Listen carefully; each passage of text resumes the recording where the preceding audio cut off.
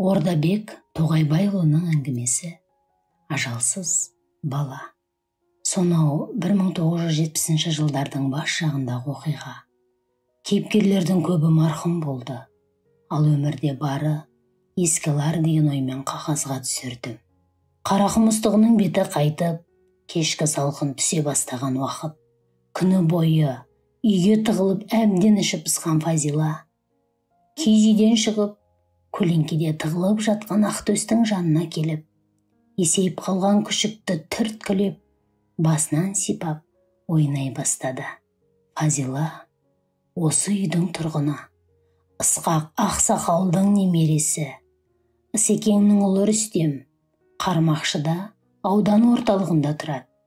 Қарақұмда нөмірі 2-ші фермада мал бағатын таныс шопанның үйіне тойға келіп, сол келгенде үлкен кісілерге серік болсын деп, 5 жастан енді ғана асқан Фазиланы қалдырып кеткен. Фазила атасы мал жаюға кеткенде әжесіне жақсы ермек. Оны мұна келіп береді, бірге құрт жасап жаяды. Самаурынға отынды да салады. Үйді сыпырып тазалағандай болады. Істеген ісіне әжесі мәз. Ананы, мұнаны айтып онымен әңгімелеседі.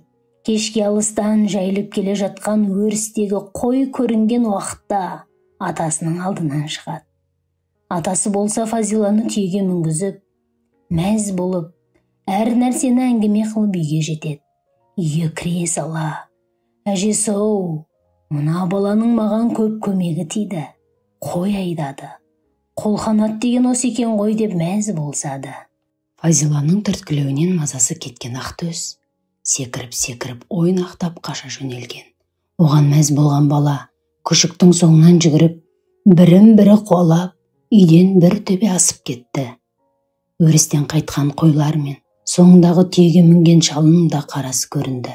Осы сәтте кемпірде далаға самаурын шығарып тұтатты да кешкі астың қамына кірісті. Қойды қоралап, Ысқақ шал үйге кіргенде далада күн батып, қараңғы сәтте болды. Келе сала немересін іздеген қарт: «Фазилам-ау, бүгін неге алдымнан шықпадың? Түйеге мінгің келмей қалды ма?» дегенде шошып кеткен кемпірі: «Не деп тұрсың? Фазила сенің алдыңнан кетпеп пе еді?» Екі кісі сасқалақтап далаға жүгіре шықты.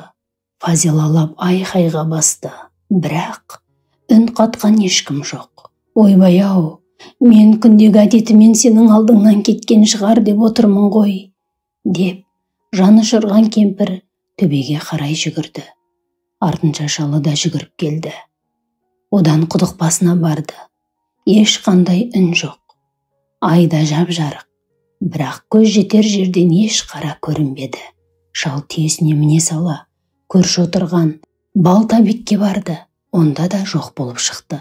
Дабырлап, даурығысып, Балтабекте дереу әйел бала шағасымен іздеуге шықты. Екі үйдің арасы 4-5 шақырым жер.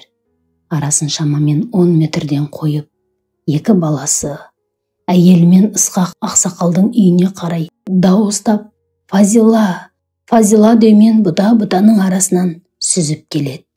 Ешқандай дыбыс жоқ. Үйге жетсе, кемпір ойбайын салып, өзін қоярға жер таппай: «Мені қарабасты ғой шынақ құдай, қалай ғана көз жазып қалдым» деп еңіреп қоя берді. 3 атты құм-құмды аралап, көрші шопандарға да кетті. Хабар алған көршілер де атқа қонды. Сөйтіп шапқылап таңдатты. Бірақ баладан хабар жоқ. Ертесіне хабар бүкіл Қарақұм шопандарына, сонау Тышқан тамдағы әскерлерге де жетті. Олар да іздеуге шықты. Машиналарымен олай-бұлай кезді. Бала әлі жоқ. Осылай 4 күн өтті. Жоқшылар баладан күдер үзе бастады. Мұны аптақ ыстықта шөлге де шыдамас. Одан жыртқыш аң да бар. Не де болса, баладан күдер үзбеуден басқа амал қалмап еді. Бақыт Демеу Бақсақал соғыс ардагері. Соғыстан кейінгі жылдары Қазалы ауданының ішкі істер бөлімінде басшылық қызмет етіп, көпті көрген кісі. Осы совхоздың 2 фермасында қой бағатын. Малдың жайын жақсы білет. Шаханың құдығы деген жерде жайлап отырған. Күндізгі ыстықта малын құдықтың басына тастап, түс ауа малды құм бетіне жайылымға шығарған. Салқын түссе қойлары бытыра жайылып, өзі соны сырттай бақылап, түйесін шөгеріп қойып демалып отырды. Бір сәт сырт жағынан шөптің сыбдыры естілгендей болды. Шайлап, мойнын бұрғаны сол еді, жүрегі тас төбесіне шықты. Өз көзіне өзі сенер емес. Тілін Камиляға келтіріп, бисмилля, бисмилля деп қайталай берді. Шашы жалбыраған, үстінде жеңіл ғана қызылала көйлегі бар. 3-4 жас шамасындағы қыз бала жедел басып жүріп келді де, әй-шәй жоқ молдас құрып отырған мұның алдына келіп отыра кетті. Шалдың ойына түскені осы маңайда шайтан болады деп естейтін. Шайтанда кіндік болмайды дегенді ертеректе естігені есіне түсіп, жайлап қолымен әлгі баланың ішін сипап көрді. Жоқ, кіндігі бар. Демек бұл бала адам екен ғой деп жүрегі орнына түсті. Баланың бетіне қарады. Еріндері кебіскен, шөл дегені байқалып тұр. Түйеге байланған торсықты алып, баланың аузына жайлап қана сусыннан тамызды. Бала тағы да тамсанып, жұтқысы келіп барады. Балам, енді болмайды деп сәл демалдырып тағы да 1-2 жұтым берді. Бала терлеп қоя берді. Солай қылып 3-4 рет қайталады. Бала жанталасып тағы ішкісі келіп барады. Қанша ұмтылса да енді бермеді. Соғыста да, өмірде де тәжірибесі бар шал сусынды жасырып қойды. Бала сәл қыңқылдап жылады да ұйықтап кетті. Бұл бала қайдан келді деп бақыт жалаң-таң. Оң бақта сонау тышқан тамыр, абақанға дейін ел жоқ. Неде болса құмдағы көмбе, айыр табан, сыра табан жақтан келеме. Ол жақта 3 фирманың малшылары бар. Күн ұясына кіре, бекеңде, алдында шашы жалбыраған қызы бар. Қойды ауылға беттеді де үйіне келді. Шырағым-ау, мынауың кім деп, кемпірі аң-таң, шалы болған жайды жайлап айтып жатыр. Ойбай-ау, мынау неше күннен бері ел болып дүбірлеп іздеп жатқан көрші фермадағы Ысқақ шалдың немересі ғой. Ой, айналайын, тірекен ғой деп құшағына ала сала Лиман ана үйге қарай жүгірді. Бәкең болса кемпіріне айқайлап, ей, балаға ешқандай тамақ, су бермеңдер. Тек суға түсіріп, орап тастаңдар.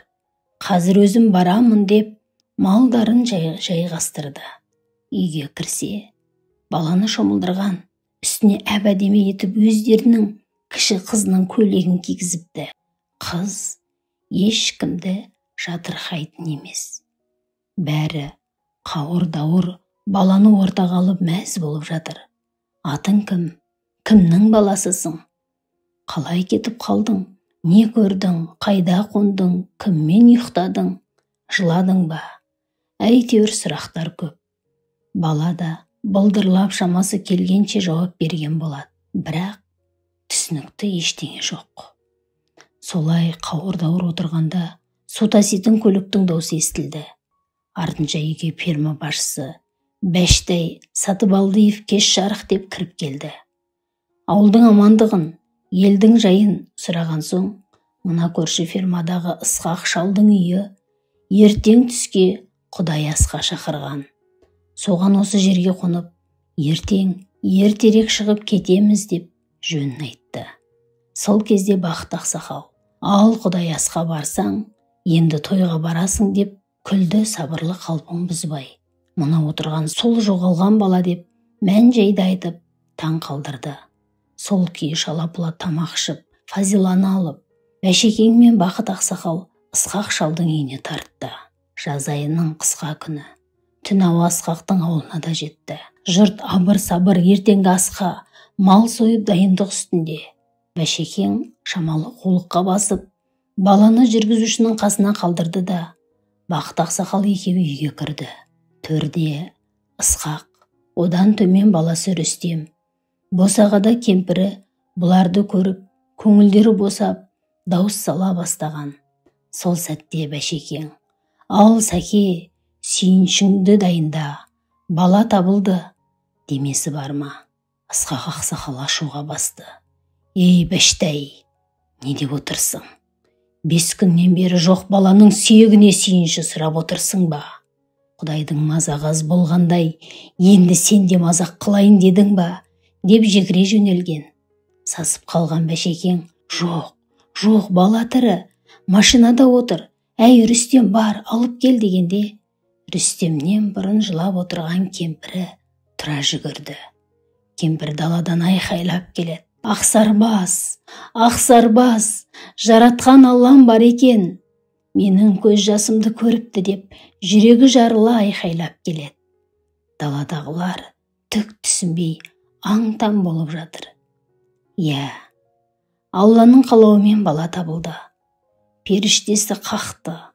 Жаратқанымыз көріп тілектері қабыл болды ма? Не болса да, бала далада 4 қонып, 5-ші күні өз аяғымен түйелі қойшыға кезіккен.